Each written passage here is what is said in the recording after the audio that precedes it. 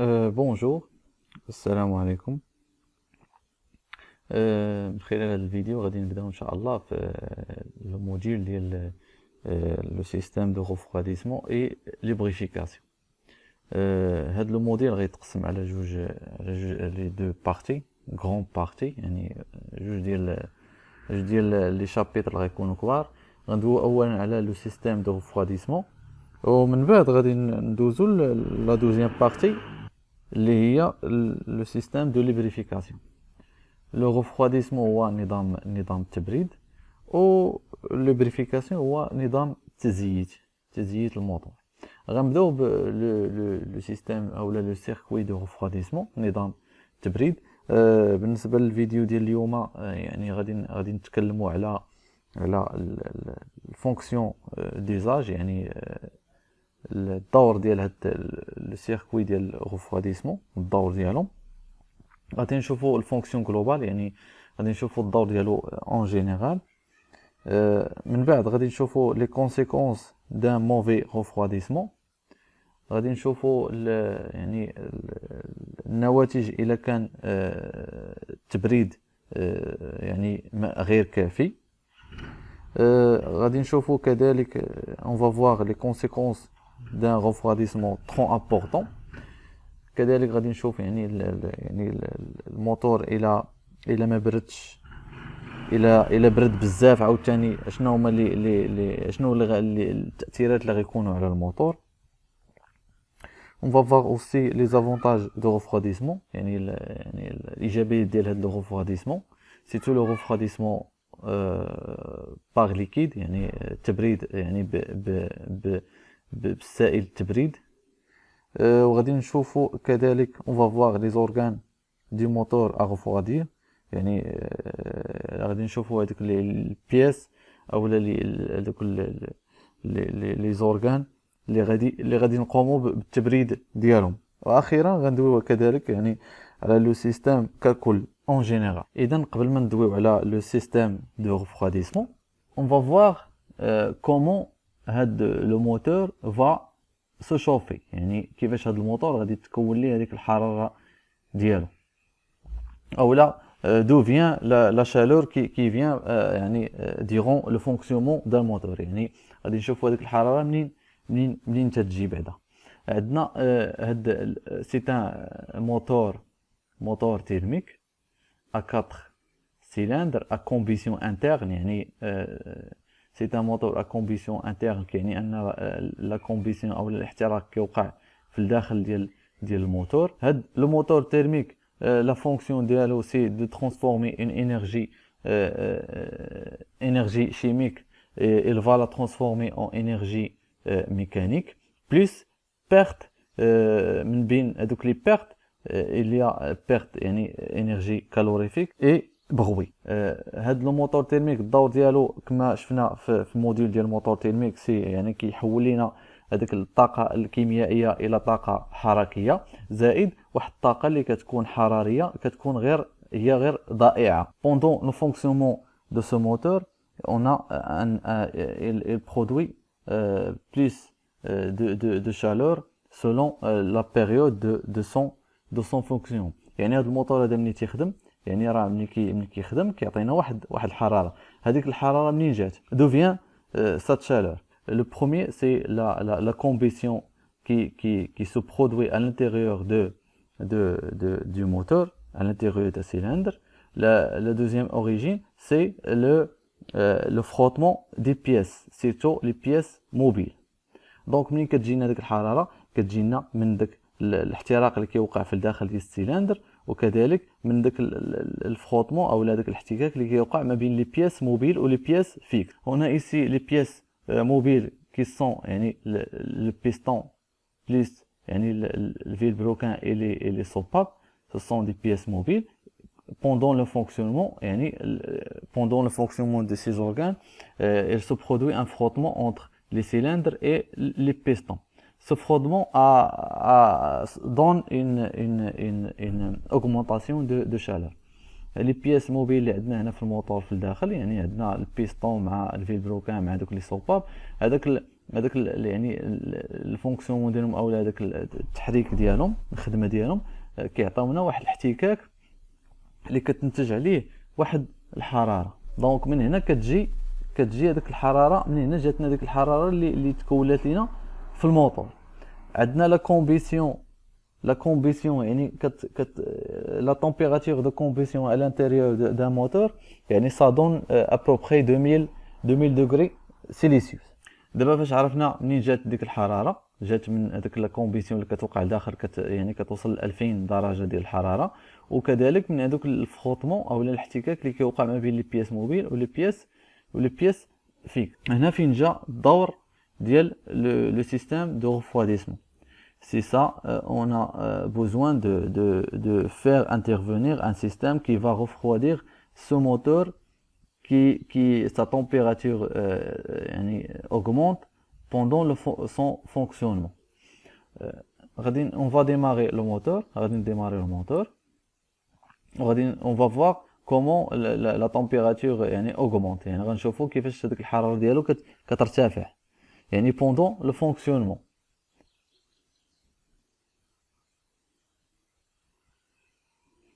هاي الحرارة بدات كترتفع، لا température s'augmente، مي هنا يعني كاين عندنا واحد لو سيستيم دو ريفرويديسمون اللي كيبرد لينا à l'intérieur du moteur، يعني اللي كيبرد لينا لداخل ديال الموتور. كيجي لير هنا كتشوفوه هنا بالزرق تيكون بارد، ملي تيدوز على الرادياتور تيخرج سخون. دونك هذاك لير كياخد السخونيه ديال الماء. l'air il prend la chaleur يعني de l'eau de refroidissement. Donc et l'air et le liquide va se refroidir pour refroidir l'intérieur du moteur. هنا l'air كما شفتوا هنا كيدخل البارد، ملي تيدوز على الرادياتور كيدوز عليها تياخد الحراره ديال الماء اللي ديجا سخون، وهذاك بالتالي هذاك الماء تيعاود يدخل باش كيمشي كيبرد الموتور. حنا الماء ديما تيدخل في الرادياتور من الفوق باش كيبرد، وكيعاود ينزل لتحت باش كيبرد. يعني هنا كيدخل سخون ومن بعد كيولي هنايا بارد.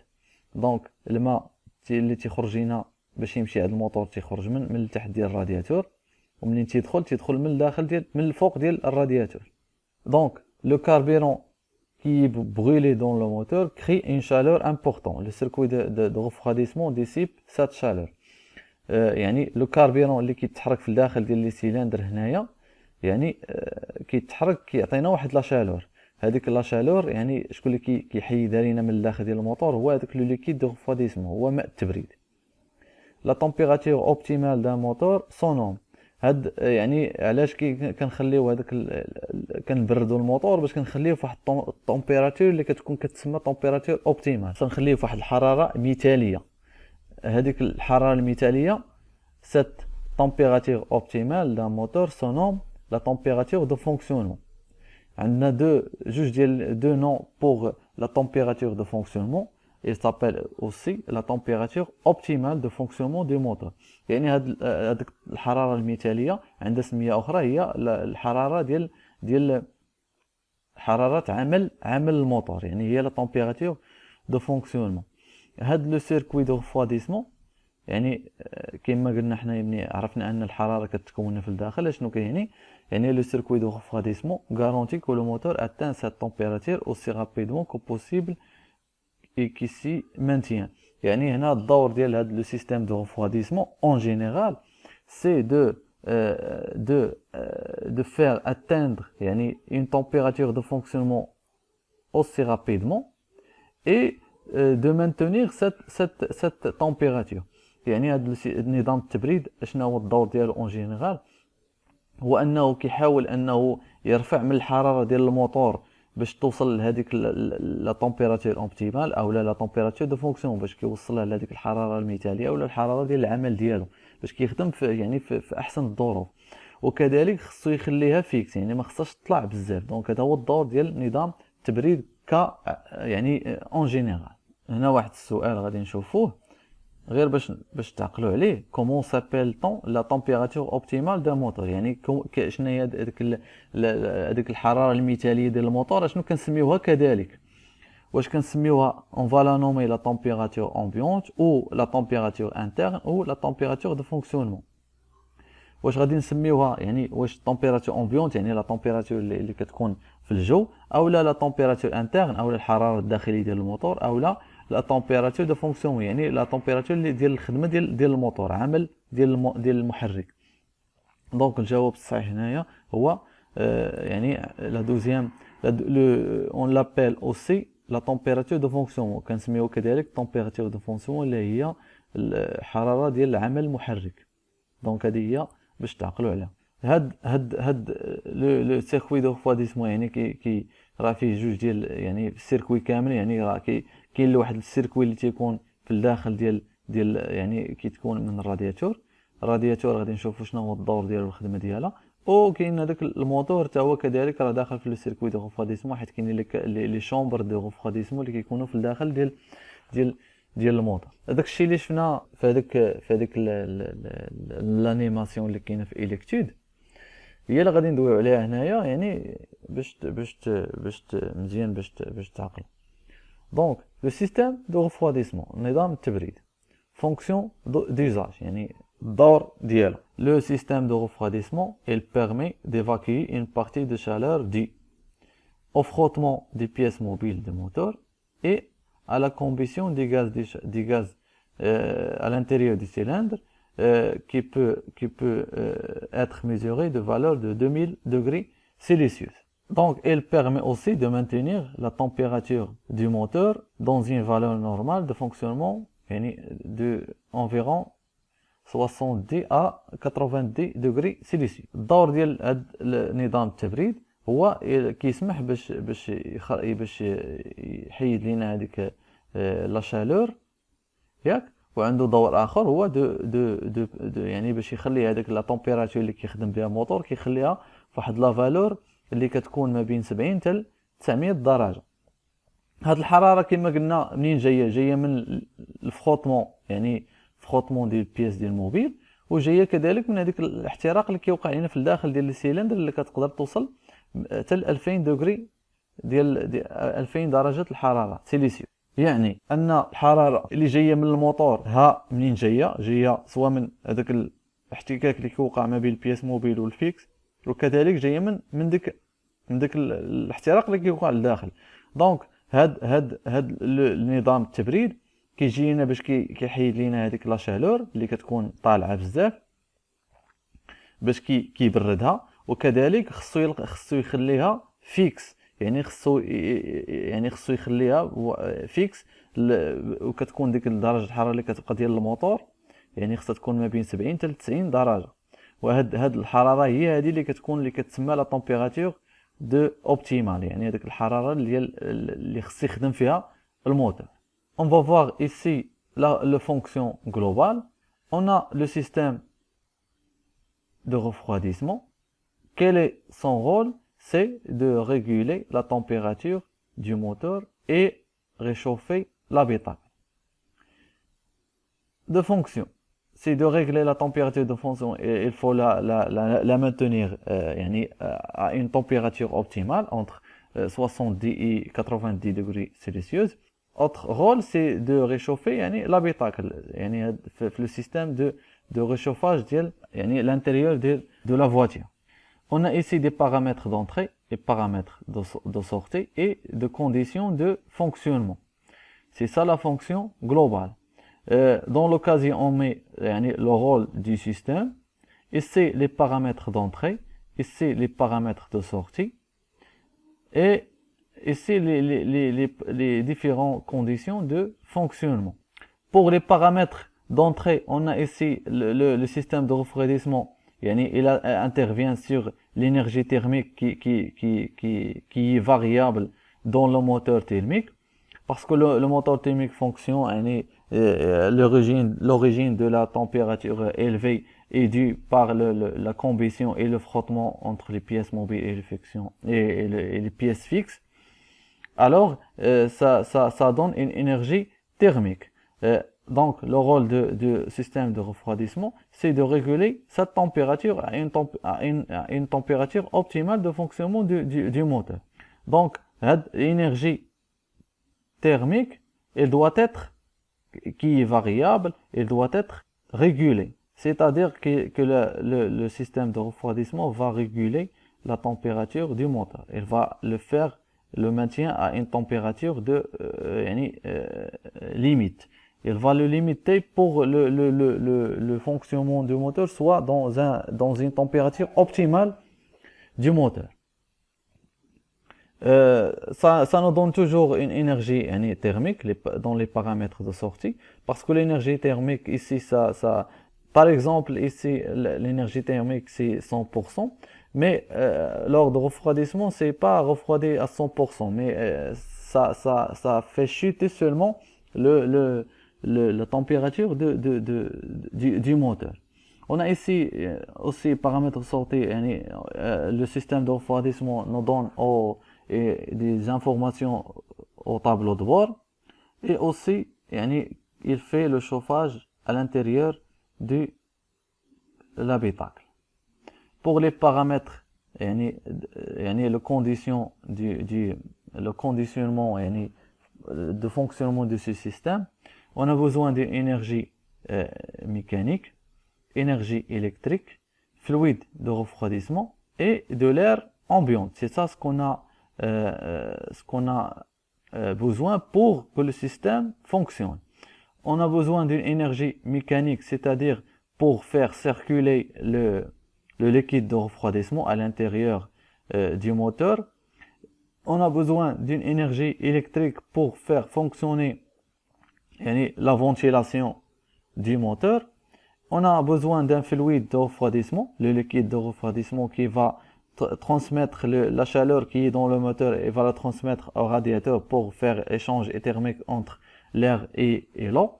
Et on a besoin d'un air ambiant, on a besoin de l'air pour faire refroidir le liquide de refroidissement qui circule dans le radiateur.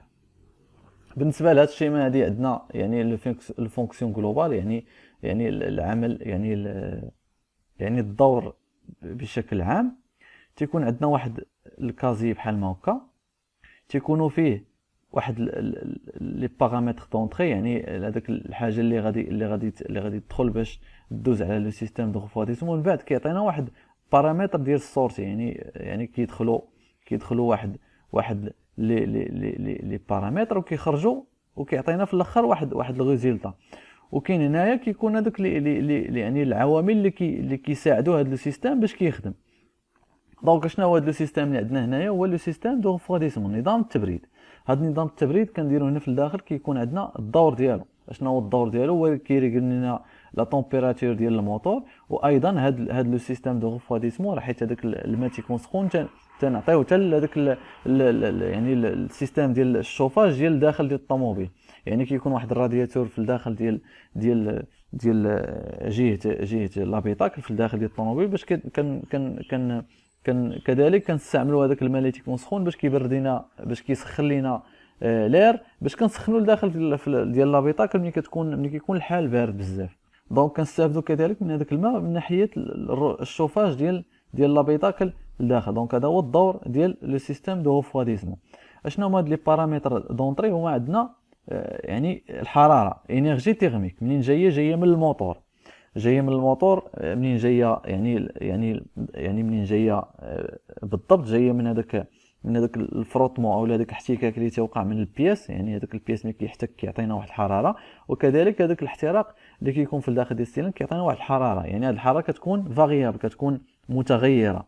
دونك ملي غيجي هذا لو سيستيم دو ريفريديسمون غيحولها الى انرجي، غتولي انرجي تيرميك ريغولي، غيحولها الحراره مريقله ليميتي.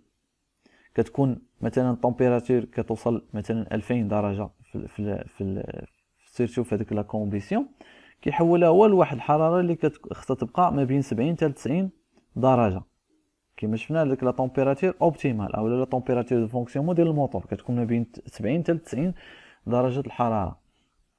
كذلك كيعطينا بالنسبه للطابلو دور خصو يعطينا لا تمبيراتور ديال الموتور باش كنراقبوها، يعني ضروري خصو يعطينا شحال واصله في الحراره ديال الموتور، وكذلك يعطينا داك يعني الشوفاج بالنسبه لابيطاك. بالنسبه لهنا لهاد لي بارامتر او لي كونديسيون دو فونكسيونمون او العوامل اللي كيحددوا لنا الفونكسيونمون ديال لو سيستيم. دونك هاد لو سيستيم باش يخدم مزيان خصو واحد الطاقه حركيه. هاد الطاقه الحركيه اللي باش شنو بحال لا بومب، يعني خصها واحد الطاقه حركيه باش كتدور لينا هذاك الماء، كتدورهم بالموتور باش كتمشي دي عند الرادياتور باش كيوقع هذاك عمليه التبريد. دونك خصو واحد الطاقه حركيه. كذلك خصو طاقه كهربائيه، انرجي الكتريك. هاد الطاقه الكهربائيه اللي كتساهم لينا باش كتخدم لينا داك الموتور ديال الفونتيلاتور، يعني اللي كيكون راكب قدام الرادياتور. الا كان الطوموبيل واقفه وصلت الحراره طلعت بزاف، يعني لير ما كيسيركليش بزاف في هذاك الرادياتور، يعني خصنا واحد باش نسرعوا هذيك العمليه ديال باش كيدوز لير، خصنا واحد الفونتيلاتور. هذاك الفونتيلاتور كتخدم بالطاقه الكهربائيه. وكذلك هذيك لانفورماسيون اللي غتعطينا الطابلو دبور، هذيك الليغوي او يعني لافيشو اللي غيعطينا شحال واصله الحراره ديال الموتور، خصها كذلك طاقه كهربائيه. خصنا كذلك باش يخدم لينا هذا النظام التبريد خصنا يعني ليكيد دو ريفوديسمون، سائل التبريد مهم، حيت سائل التبريد هو اللي كيدخل الموتور باش كياخذ الحراره ديال الموتور وكيديها الرادياتور باش كيتبادلوا هذيك الحراره ما بين لير وما بين الماء او السائل التبريد. كذلك خصنا لير. هذا اللير هذا هو اللي كيجي من الجو عادي، كيدخل وسط الرادياتور باش كيبرد لنا هذاك الماء، يعني باش كيوقع واحد التبادل حراري ما بين لير وما بين لو ليكيد او السائل التبريد. دونك بصفه عامه هذا هو الدور ديال لو سيركوي دو ريفوديسمون. دابا غادي ندوزو لواحد الشابيتر اخرى اللي هي يعني هاد الحراره هذه، يعني في نظركم الا كانت يعني طالعه بزاف او لا، الا كانت قليله بزاف يعني او لا بطريقه اخرى، الا كان الموتور ما تيبردش اشنو يقدر ياثر لنا على الموتور، او لا الا كان الموتور تيبرد بزاف اشنو يقدر ياثر لنا على الموتور. دونك عندنا جوج ديال لي شابيتر هنايا. يعني الاولى ان تمبيراتور ترو élevée entraîne، يعني التمبيراتور الا كانت طالعه بزاف في الموتور اشنو غتعطينا. ملي كنقولوا ان الحراره طالعه بزاف يعني موفي ريفوديسمون، يعني التبريد كيكون قليل. هذا هو اللي تعني الا كانت عندنا تمبيراتور طالعه بزاف يعني التبريد كيكون موفي ريفوديسمون، يعني التبريد قليل. اشنو يقدر يعطينا؟ يقدر يعطينا بزاف ديال التاثيرات على الموتور. اول تاثير هو انه ان ديلاتاسيون دي بياس كتكون ريسك دو غريباج. الموتور الا سخن بزاف اش كيوقع للبياس لداخل؟ كيوقع ليه ديلاتاسيون، حيت البياس تيكون اون فونت ملي كتوصل ليه الحراره ديالو كيتجبد. ملي كيتجبد يعني كيديلاطي، هي كيتجبد. الا كان الطول ديالو مثلا او الديامتر مثلا ديال البيستون كان 10 سنتيم، يعني الى مشات تتمدد غتولي فيه مثلا 11 سنتيم. هذاك السنتيم راه فيه الخير والبركه. دونك اش غيتوقع؟ غيوقع الموتور غيتغريبا. اشنا هو المعنى ديال الغريباج؟ هو انه كيلصق، ريسك دو غريباج، كيلصق. يعني ملي كيكون عندنا التمبيراتور ديال الموتور الى ارتفعت بزاف كيوقع لنا واحد يعني ديلاتاسيون ديال البياس، كيتجبد. كيعطينا كذلك يعني هذاك لوطو دو رومبليساج كينقص. علاش؟ حيت ملي كيكون هذا لوطو دو رومبليساج عنده علاقه يعني هو الكميه ديال الملء ديال السيلندر. الا كانت التمبيراتور طلعت بزاف يعني هذاك الملء ما تيكونش هو هذاك. علاش؟ حيت هذاك لير ملي كترتفع الحراره ديالو اللي كيدخل للسيلندر حتى هو كيديلاطا، حتى هو كيتجبد. يعني في عود ما يدخل مثلا يعني 100 يعني 100 ذره ديال لاغ اولا ديال الاكسجين اللي كانت غتشد واحد ليسباس صغير. ملي كتجبدات حتى هذوك الذرات حتى هما كيتجبدوا. يعني في عود ما كانت هذاك واحد ليسباس اللي كان غيدخل فيه 100 موليكيول فاش يكون الموتور يعني في الفونك يعني في الحراره ديال الخدمه ديالو. يعني ملي كترتفع الحراره حتى هذاك الذرات كيتجبدوا. ملي كيتجبدوا كيوليو كيشادين اسباس كبير. ملي كيشدوا هذاك الاسباس كبير يعني ما كيكون عندنا يعني هذاك الغومبليساج تيديمينيو يعني تينقص. دونك هذا ما بين التاثيرات اللي كيكون عندنا الا كان الموتور كيسخن بزاف. يعني سخن ارتفعتي الحراره ديالو بزاف يعني يعني التبريد قليل. كيكون عندنا اوتو انفلاماسيون ديال الميلونج. يعني حتى داك الميلونج كاع الا دخل لداخل ملي كيكون الى لقى طومبيراتور يعني طالعه بزاف يعني يقدر يتوقع عليه اوتو انفلاماسيون. اوتو انفلاماسيون هي احتراق ذاتي يعني يقدر يحترق غير راسو بلا ما نحتاج حنايا نحرقوه. وكذلك الى ارتفعت لينا الحراره غادي تاثر لينا على الزيت ديال الموتور اولا ويل موتور. اش غيوقع لهذاك الزيت يعني هذاك زيت الموتور اللي كيقوم بعمليه يعني التزييت يعني كيوقع ليه ديكومبوزيسيون بحال قلتي كي هذوك المكونات ديالو ما كيبقاوش في الخدمه ديالهم. الا مشات تسخنات طلعت السخونيه ديال الزيت يعني ما كتبقاش دير الخدمه ديالو. يعني الموتور غادي يتكولا بهذا المعنى هذا غيتكولا حيت الزيت ما بقاش كدير بالدور ديالها حيت علاش حيت ارتفعت الحراره ديالو. دونك هادو هما التاثيرات اللي كيكونوا عندنا فاش تيكون عندنا الحراره ديال الموتور ترو الفي يعني مرتفعه بزاف. وكذلك نفس المعنى اللي هو انه نظام التبريد يعني ما خدامش مزيان اولا نظام التبريد ما كيبردش مزيان. دونك هادو هما التاثيرات ديالو. الديلاتاسيون ديال البياس التجباد ديال البياس كيتجبد يعني كيتزاد ليه الفوليوم ديالو اولا يعني الحجم ديالو. وكينقص عندنا هذاك لوطو دو رومبليساج وكتوقع لينا اوتو انفلاماسيون ديال الميلونج يعني كيولي احتراق ذاتي ديال الميلونج. وكذلك هذاك الزيت كيفقد يعني المكونات ديالو كيفقد هذاك الدور ديالو. يعني ان هذاك الحراره ديال الموتور عندها علاقه مع الزيت. الا مشات طلعت السخونيه ديال الموتور يعني حتى الزيت ما كيبقاش يدير الدور ديالو. وكذلك كيوقع لنا هذاك كيتكول الموتور الا ما داركناش الوقت. Donc pour ce chapitre on va voir les conséquences ou les influences de la température si la température est trop élevée. Donc si la température du moteur est trop élevée ça va entraîner plusieurs conséquences. Le premier ça va entraîner une dilatation des pièces, donc risque de grippage. La dilatation des pièces, ça veut dire que son volume va augmenter. Donc, si le volume va augmenter, donc il va entre les pièces mobiles et les pièces fixes va se coller. Va entraîner aussi une diminution de taux de remplissage. Le taux de remplissage, c'est la quantité d'air qu'on va entrer dans le cylindre.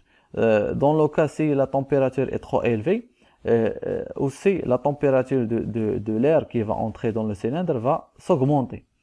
Donc l'espace qui va occuper par exemple 100 molécules d'oxygène à une température optimale du moteur, quand la température de l'air l'air lui aussi se dilate, donc il va prendre plus d'espace. Donc c'est ça c'est ce que veut dire une diminution de taux de remplissage.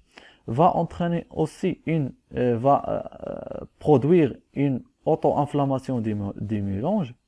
Lorsque le mélange est entré dans le cylindre, il va trouver une température élevée, c'est-à-dire qu'il y a une température qui est trop importante, ce qui va entraîner une auto-inflammation, c'est-à-dire que le seul mélange va va faire la combustion, autocombustion, c'est-à-dire auto-inflammation, et il va s'enflammer lui-même, sans être enflammé. Le dernier influence, c'est la décomposition du lubrifiant. Quand un lubrifiant, sa température est trop importante, il va perdre ses caractéristiques, donc va entraîner une mauvais fonctionnement du lubrifiant et ce qui va produire à l'intérieur du moteur une usure excessive pour les pièces qui sont يعني lubrifiées par l'huile moteur. دابا غادي ندوزو الا كان الموتور بارد بزاف يعني تيولي تيبرد فوق القياس يعني الموتور تيبقى خدام فواحد التمبيراتور اللي قل من ديك اللي قلنا قل من ديك 70 درجه اي دونك شنو هما يعني التاثيرات اللي الا كان الموتور بارد بزاف يعني شنو تيوقع هنا يعني الاحتراق ما تيكونش هو هذاك يعني تيكون واحد الاحتراق اللي غير كامل. علاش؟ حيت ما وفرناش ليه الظروف ديالو. يعني ملي كيكون الموتور بارد سيرتو مثلا نقولوا مثلا في ليسونس ملي كيدخل الميلونج لداخل يعني تيدخل مبخر يعني هذاك ليسونس تيدخل مبخر. هو الا دخل السيلندر لداخل ولقى الموتور بارد شنو تيوقع ليه؟ كيتكوندونسا يعني كيتكتف كيولي كيرجع للحاله السائله ديالو.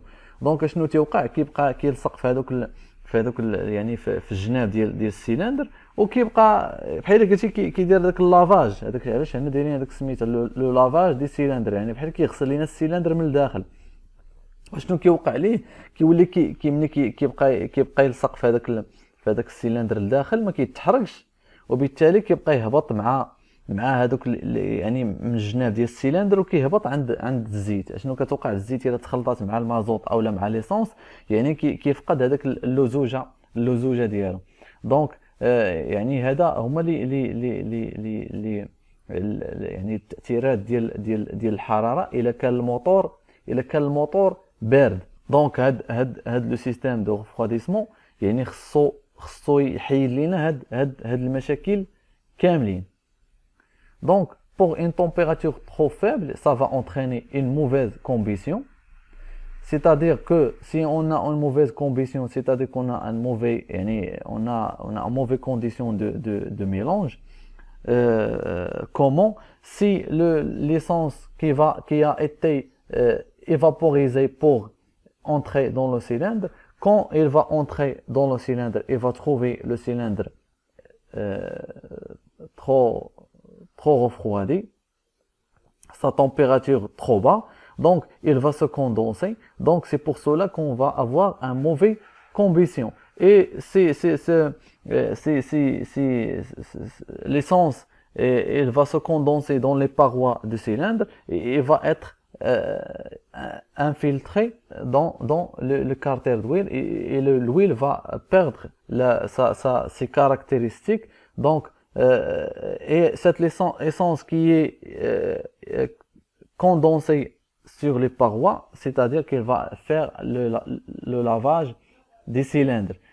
C'est pour cela qu'on a fait le lavage des cylindres, parce que le mélange n'a pas trouvé les conditions optimales, il n'a pas trouvé la température optimale pour être mélangé ou pour être carburé. On a dit quand il est entré dans le cylindre et il a trouvé le cylindre sa température est trop faible, ça a entraîné la condensation de l'essence dans les parois du cylindre. Il a fait le lavage des cylindres et il va infiltrer dans le carter d'huile. Il va se mélanger avec l'huile et l'huile va perdre les caractéristiques de fonctionnement. C'est pour cela que le système de refroidissement intervient pour éviter ces problèmes. Donc, le système de refroidissement, il lui faut maintenir la température du moteur régulière à peu près entre 70 et 90 degrés Celsius afin de ne pas affecter son rendement thermique. C'est ça le rôle de refroidissement. كما قلت لكم الدراري بانه باش نتجنبوا حنا هاد المشاكل كاملين، يعني الموتور ما يسخنش بزاف، والموتور تاني ما يبردش بزاف. الا سخن بزاف ها هما لي كونسيكونس ديالو، والا برد بزاف ها لي كونسيكونس ديالو. وهاد لي كونسيكونس يعني هاد التاثيرات كيعطيونا واحد الموتور اللي البويسونس ديالو كتنقص، وحتى الغوندمون ديالو تينقص. دونك باش نيفيتيو تو هاد لي بروبليم il faut انترفيان واحد نظام التبريد اللي غيخلينا ديك لا طومبيراتور غتبقى اونتر كما قلت لكم ما بين 70 حتى ل 90 درجه، باش يبقى هذاك الموتور يعني في الروندمون ديالو كيكون مزيان. هذا هو الدور ديال لو سيركوي دو ريفروديسمون.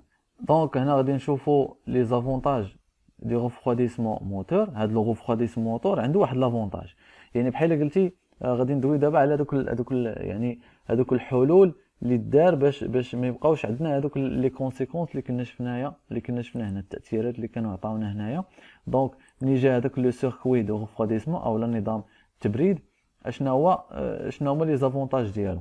يعني شنو جا حتى التاثير ديالو على الموتور باش يخدم يعني في لي بون كونديسيون، يعني في احسن الظروف. دونك لافونتاج الاول يعني maintenir une température normale de fonctionnement du moteur à environ يعني 90 سيليسيوس. يعني خصو يخلينا ديك الحراره ديال الموتور يعني اللي هي حراره الخدمه ديال الموتور او لا الحراره المثاليه ديال الموتور باش كيخدم الموتور هي ما بين كما قلت لكم ما بين 70 حتى 90 درجه الحراره. كذلك لي زافونتاج ديالو يعني كي il va conserver les propriétés lubrifiantes d'huile pour limiter les risques de grippage des pistons ou de dommage des segments. يعني كيخلينا دوك المزايا اللي كيكونوا في الزيت، يعني في داك يعني في الويل موتور، يعني كيخليها باش ما كيخليها فيها داك يعني المميزات ديالو باش ما يوقعش لينا داك الغريباج، وباش ما يوقعش لينا داك البيستون باش يعني باش ما يتكولاش لينا الموتور. يعني كيتكولا هو انه البيستون مع السيلندر كيلصق ملي كيفقد الزيت، يعني كيفقد الزيت المميزات ديالو او لي كاركتيرستيك ديالو. يعني البيستون ملي كيطلع ما كيبقاش يبرد وما بقاش كيتزيت، يعني كيبقى واحد اللحظه حتى كيلصق مع السيلندر. يعني هذاك الشيء اش كيتسمى الكولاج او الموتور تكولا. كذلك يعني كيخلي لنا هذاك لوطو دو رومبليساج تيبقى ديما صحيح، حيت الا كان الموتور يعني سخون بزاف تيكون عندنا موفي رومبليساج. هنا ملي جا النظام التبريد كيخلينا هذاك الملء ديال السيلندر تيكون ديما صحيح، ديما تيبقى مقاد. علاش؟ حيت الحراره ديال الموتور كتبقى ديما مقاده.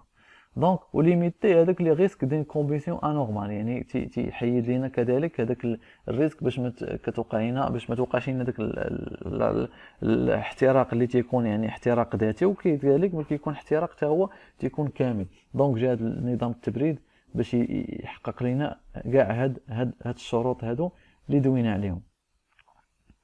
Par rapport aux avantages du refroidissement du moteur, يعني pourquoi on a fait intervenir le refroidissement du moteur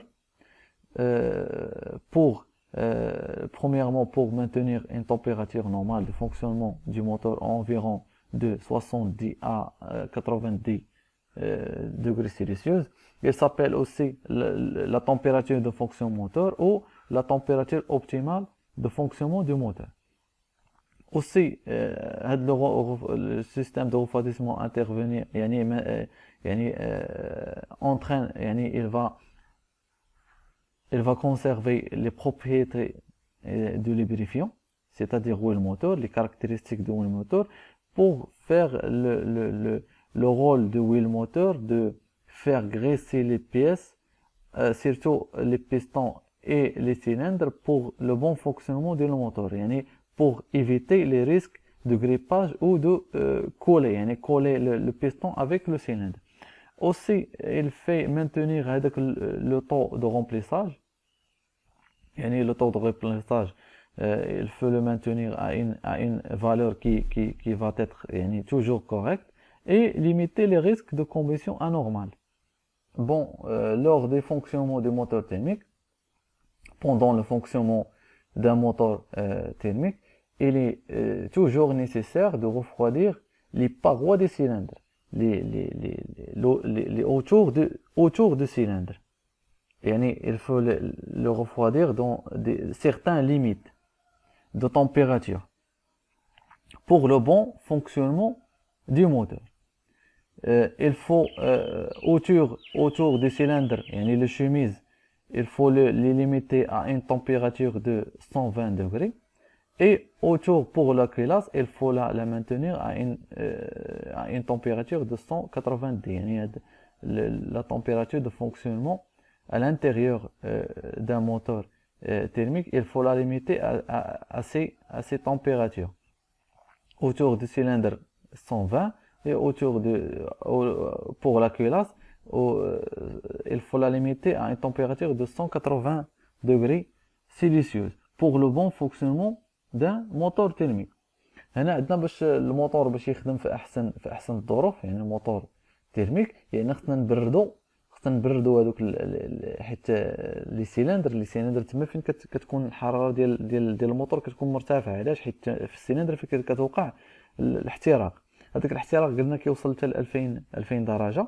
دونك هاد النظام التبريد خصو يخلي لينا الحراره اللي كتكون في الجناب ديال السيلندر خصو يخليها يعني ما تفوتش 120 درجه الحراره في هذا السيلندر، وما خصهاش تفوت 180 درجه الحراره في الكلاس الداخل. دونك هادو هما الحراره الماكسيمال اللي خصها ما تفوتهاش، ما خصوش يفوتها الموتور، سواء في السيلندر ما خصوش يفوت 120، سواء في الكلاس ما خصوش يفوت 180، باش يبقى ديما الموتور كيخدم في هذيك الحراره المثاليه ديالو. On va voir ici les organes du moteur à refroidir, يعني les organes qu'on va refroidir, qu'on va faire refroidir à l'intérieur du moteur. Donc on a deux types de refroidissement. On a des pièces qui sont refroidies par eau ou par air. On a des pièces qui sont refroidies par conduction ou par circulation d'huile. Pour les pièces pour les organes qui sont refroidis par eau ou par air, on a les cylindres, la culasse et les guides et les sièges des soupapes. Les trois éléments qui sont refroidis par eau ou par air, le même cas. Donc on a les cylindres, la culasse et les guides et les sièges de soupapes qui sont refroidis par eau. On a d'autres pièces qui sont refroidies soit par conduction ou soit par circulation d'huile. On sait aussi que l'huile fait aussi un autre fonction que le graissage. Il fait aussi le refroidissement des pièces. Donc on a ici les pistons, l'arbre à cam, culbuteur, les paliers de vilebrequin, les têtes de bielle, les soupapes sont des pièces qui sont refroidies soit par conduction et aussi par huile moteur. Par conduction, c'est que ils sont refroidis indirectement. Yani l'eau, il fait par exemple refroidir la culasse, et la culasse il est fabriquée soit par fonte ou par alliage ou par aluminium. Ces matériaux sont des meilleurs conducteurs de chaleur. La culasse, s'il est refroidi, sa température va baisser, donc elle va conduire le refroidissement au soupapes, par exemple. Par exemple, la culasse elle est refroidie par eau directement, et la culasse va refroidir les soupapes ou l'arbre à cam indirectement par la conductivité de le refroidissement de matériel qui est fabriqué soit en aluminium soit en fonte. Donc ici la culasse elle est refroidie directement par l'eau, et l'eau va refroidir par exemple les soupapes indirectement par conduction. On a par circulation d'huile, l'huile elle va circuler pour faire graisser ces éléments au C pour les refroidir. دونك هنا عندنا غادي نشوفوا هذاك لي زورغان ديال الموتور يعني اللي كيتبردوا عندنا في الموتور. عندنا البياس اللي كيتبردوا سوا غيتبردوا بالليكيد او لا بالماء. لو كيد دو ريفراديسمون ماشي الماء ولكن كيتسمى يعني سائل التبريد ماشي ما هويا، سوا باغ ليكيد دو ريفراديسمون او باغ اير. وعندنا سوا غادي تبرد بالزيت او لا بالكونديكسيون. كونديكسيون هي توصيل، يعني توصيل ديال الحراره بطريقه غير مباشره. دونك غادي نشوفوا اول حاجه هذاك لي بياس اللي كيتبردوا، يعني كيتبردوا سوا بالليكيد دو ريفراديسمون او بسائل التبريد او لا بلير يعني بالهواء. كاين عندنا لي سيلندر والكيلاس اي لي غيد اي لي سياج دي سوباب. هاد لي بياس او لي زورغان هادو. دونك هنا هاد البياس هادو هما اللي كيتبردوا لينا يعني ديريكتومون بالماء، حيت عندنا تبريد مباشر وغير مباشر. التبريد المباشر هو اللي تيكون يعني بالسائل التبريد، تيكون بالنسبه للسيلندر والكيلاس ولي ولي سياج ديال الصباب. هادو تيكونوا بالتبريد تيكون بسائل التبريد. بالنسبه لهاد البياس تيكون البيستون لا الركام البالي ديال الفيلبروكان لي تيت دو بيال مع لي صباب. هادو تيكونوا تيتبردوا سوا بهذاك التوصيل ديال الحراره، يعني ان مثلا اولا نكملوا بعدا يعني بهذاك السيركيلاسيون ديال الزيت اللي كدوز في هذاك في السيركوي ديالو. يعني البيستون يقدر يبرد سوا بالحراره بالتوصيل الحراره اولا بالزيت. كيفاش هاد توصيل الحراره؟ دونك نديروا هنا مثال بالبيستون. البيستون ملي كيبغي يبرد اشنو منين تياخذ الحراره ديالو؟ تياخذها من السيلندر. دونك سائل التبريد كيبرد لينا السيلندر، والسيلندر ملي تيبرد معاه البيستون. هذاك الشيء كيتسمى التوصيل كونديكسيون. هذا البيستون هذا كيبرد من خلال كذلك بالماء بسائل التبريد ولكن بطريقه غير مباشره. وهذا البياس كما قلت حتى هو كذلك كيتبدل كيتبرد بالزيت، يعني حتى الزيت كتساهم في عمليه ديال التبريد. دونك لو سيستيم دو ريفراديسمون اون جينيرال يعني le moteur étant une machine thermique, c'est une machine thermique qui transforme d'énergie chimique en énergie mécanique. Ce moteur, il doit atteindre plus rapidement possible sa température optimale ou de fonctionnement et de la conserver quelles que soient les conditions d'utilisation du moteur. Donc, quelles que soient les conditions de moteur accéléré n'est pas accéléré, c'est le moteur quand il va fonctionner, il va fonctionner dans une température qui s'appelle soit température optimale ou de fonctionnement. Et donc, la température optimale, elle doit l'atteindre le plus possible, rapidement. Et le moteur doit le conserver pour le bon fonctionnement du moteur. Qui va faire le rôle, c'est à l'aide du système de refroidissement, c'est lui qui va l'aider à conserver la température et l'atteindre rapidement. Donc, le système de refroidissement utilisé dans l'industrie automobile, on a deux types. Soit refroidissement air par air, soit refroidissement par liquide. Donc, c'est ça en général le système de refroidissement. Donc, le système de أو نظام التبريد يعني عندنا واحد الموتور يعني سيتون يعني ماشين تيرميك يعني واحد محرك حراري يعني كيحول لنا الطاقة الكيميائية إلى طاقة حركية ولكن كتولد عندنا واحد الحرارة. دونك هذا الموتور هذا يعني خصو يوصل لواحد الحراره يعني ديال الخدمه ديالو اللي كتسمى حراره مثاليه يعني طومبيراتور اوبتيمال او الحراره يعني عمليه باش يعني طومبيراتور دو فونكسيونمون باش كيخدم هوايه. دونك هذا الموتور هذا باش يخدم خصو يوصل لديك الحراره يعني بسرعه، يعني لو بلو رابيدمون بوسيبل، ولكن كذلك خصو يبقى محافظ على ديك الحراره باش ما تطلعش بزاف وما تنزلش ثاني، يعني خصو يبقى ديما ديك الحراره المثاليه خصها تبقى ديما في الموتور كما كانت كما كانوا الخدمه ديال الموتور كما كان، واش مكسيري ما مكسيريش، المهم خصو تبقى فيه ديما ديك الحراره.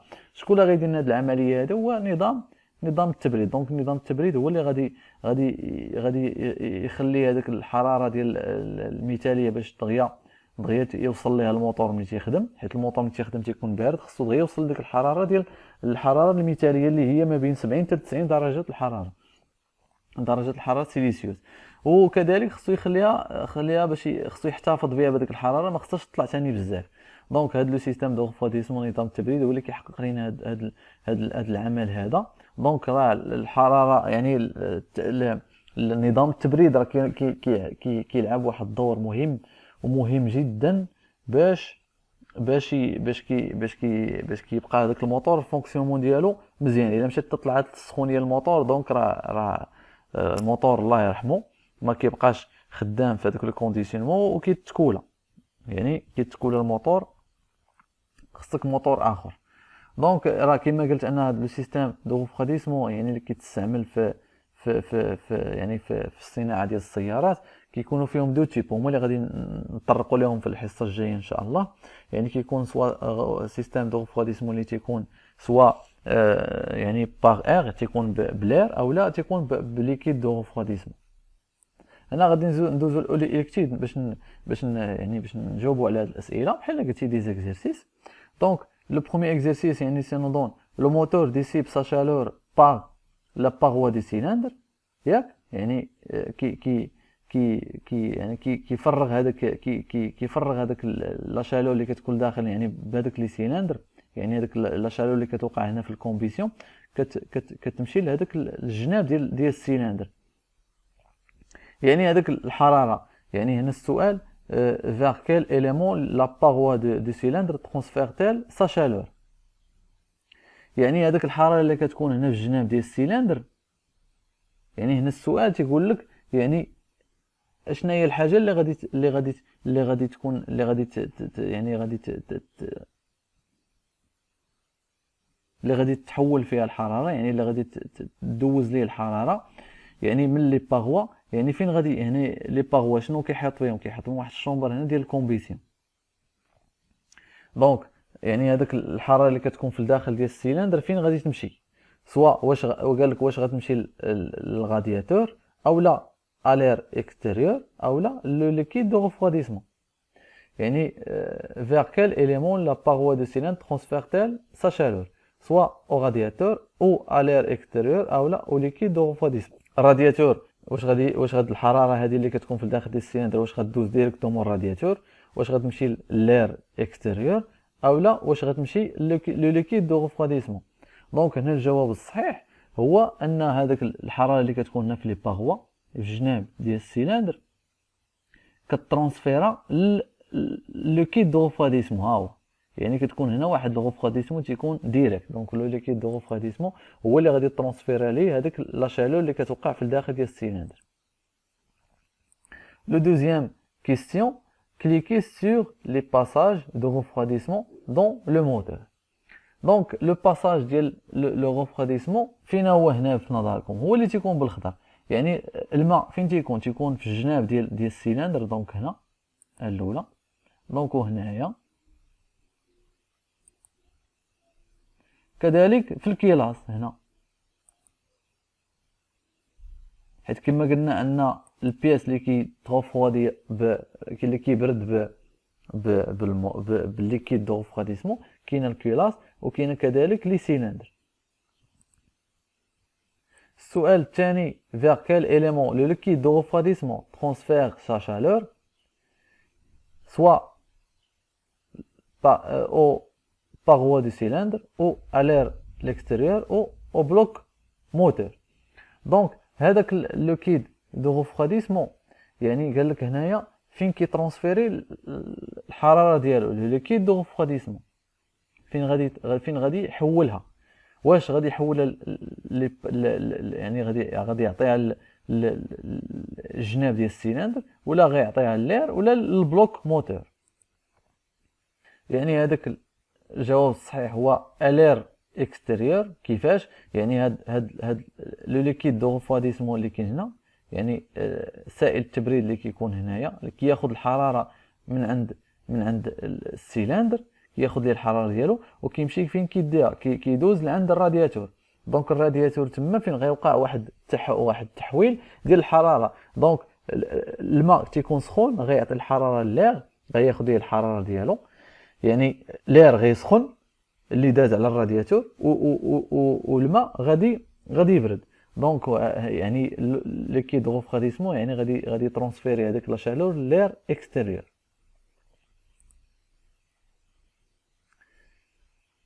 دونك هنا واحد السؤال غادي نشوفوه حتى هو، يعني فيت غليسي لي كونسيكونس دون لي كاز كوريكت. دونك عندنا هاد الجدول هذا كيتقسم على جوج. on a deux colonnes. Quelles sont les conséquences si le refroidissement insuffisant ou si le refroidissement excessif? C'est-à-dire le refroidissement insuffisant, c'est-à-dire la température du moteur est trop élevée. Pour le refroidissement excessif, c'est-à-dire que le moteur est trop refroidi. Donc, quelles sont parmi les conséquences de chaque cas? هنا عندنا طابلو فيه جوج ديال لي كولون. هنا الاول تيقول لنا التبريد يعني قليل، يعني ان الموتور التمبيراتور ديالو الحراره ديالو كتطلع بزاف. هنا غوفغاديسمون اكسيسيف يعني التبريد مفرط، يعني ان الحراره ديال الموتور هابطه بزاف. يعني شنو ما بين هاد لي كونسيكونس، شنو هما اللي غادي نديرو هنا كل وحده والكونسيكونس ديالها اولا التاثير ديالها. سي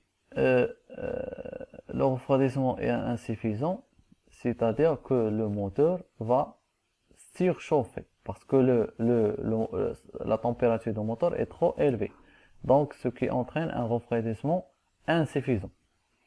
Donc, pour condensation de gouttelettes de carburant, quand va se produire la condensation de gouttelettes, c'est quand le moteur est trop froid. Si on a une combustion non contrôlée, c'est-à-dire que la combustion, ça donne une auto-inflammation, c'est-à-dire que le refroidissement est insuffisant, c'est-à-dire que la température est trop élevée. Oui, le moteur sale causant l'usure prématurée du moteur. Quand le moteur est trop refroidi, l'huile moteur sale qui cause, qui perd ses caractéristiques et fait l'usure du pièce mobile à l'intérieur du moteur. Si le moteur et sa température est trop élevée, ça cause un mauvais de lubrification parce que le lubrifiant ça perd ses caractéristiques de graissage. À la fin, on a si le moteur est trop refroidi, est trop froid, le refroidissement est excessif, ça nous donne une forte consommation du carburant parce que si le moteur est trop refroidi, ça nous donne une combustion qui est mauvaise combustion. Si on a mauvaise combustion, on a mauvais rendement, c'est-à-dire qu'on a une forte consommation de carburant. Donc c'est exact. يعني منين عمرنا هذا الطابلو هذا، يعني انه ملي كيكون عندنا الموتور يعني ما باردش، يعني ما كيبردش مزيان، يعني الحراره ديالو كتطلع. شنو كينتج عليه؟ كينتج عليه ان الموتور كيسخن، هذه باينه، يعني كتطلع ليه الحراره ديالو كيسخن، يعني كتوقع ليه هذاك الكومبيسيون نون كونترولي، يعني هذاك الاحتراق ما كنتحكموش فيه. علاش؟ حيت ملي كتكون كترتفع عليه الحراره ديالو كينتج عليه ان هذاك الميلونج اللي دخل السيلندر يقدر يحترق غير بوحدو بلا ما يحتاج نحرقوه. علاش؟ حيت الحراره ديال الموتور طالعه بزاف. كذلك ان الغفواديسمون التبريد ملي تيكون قليل، يعني ما كيبردش الموتور مزيان، حتى هذاك لو لي بريفيون اولا زيت الموتور شنو تيوقع ليه، تيفقد هذاك المزايا ديالو، ما كيبقاش يقوم عمليه الكريساج اولا تزييت الموتور، بالتالي الموتور غيقدر يتكولا. ندوزو دابا الغوفراديسمون اكسيسيف، يعني التبريد تيكون مفرط، اولا ان الموتور الحراره ديالو هابطه بزاف. اشنو كيتولد عليه الا كان الموتور السيلندر تيكون الحراره ديالو هابطه بزاف، يعني هذاك ليسونس اللي كيتيفابورا في بالكاربيراتور اولا بالسيستيم دانجيكسيون، الا دخل السيلندر كيرجع كيتكوندونسا، كيولي غوتليت ديال، يعني كيولي بحال بحال هذوك تيكونوا في الحمام، ملي كتكون في السخون، يعني كتلقى يعني السقف ديال الحمام شنو وقع، كيتفي هذاك الماء وكيبقى يقطر. دونك هذوك القطرات هما اللي كيتكونوا لنا في الداخل ديال السيلندر، وكيدير لنا حتى داك لو لافاج، يعني كيغسلوا لنا السيلندر داخل، كيتسمى له لافاج ديال السيلندر. يعني ملي تيكون الموتور بارد بزاف اولا الغوفراديسمون يعني مفرط، يعني كنبردوا الموتور يعني بواحد القدر اللي كبير بزاف. يعني كذلك يوقع لنا ملي كتوقع لنا داك يعني الكوندونساسيون ديال كتكتف لينا ليسونس، اش كيأثر عليه، كيكون عندنا واحد الكومبيسيون يعني غير كامله، وبالتالي كتوقع لنا حتى هذيك يعني الكونسوماسيون ديال الكاربيرون كتطلع بزاف. دونك هذا هو ما عندنا. دونك هذا كل ما يتعلق بالشابيتر الاولى ديال لو سيستيم دو ريفريديسمون. شفنا فيها الفونكسيون جلوبال ديال لو سيستيم دو ريفريديسمون. شفنا شنو هما التاثيرات الا كان يعني الموتور الا كان ما كيبردش مزيان اولا الحراره طالعه بزاف، وشفنا التاثيرات ديالو كذلك الا كان الموتور كيبرد بزاف، يعني الحراره ديالو هابطه بزاف. شفنا كذلك لي زافونتاج ديال الريفريديسمون. شفنا دوك لي زورغان، كاين اللي كيتبرد بالليكيد بسائل التبريد، وكاين اللي كيتبرد بهذاك التوصيل اولا الكونديكسيون، او كيتبرد كذلك بويل موتور بالزيت. وشفنا دي زيكزيرسي في الاخر. كنتمنى انكم تكونوا تستفدتوا من هذا الفيديو. Je vous conseille de bien noter ce que je viens de dire et de le mentionner dans vos cahiers. يعني كنحاول ان تكونوا تشدوا ورقه وستيلو، تعمروا هذاك الشيء اللي قلت انايا، اللي شرحت لكم، ديروه في الكتوبه ديالكم.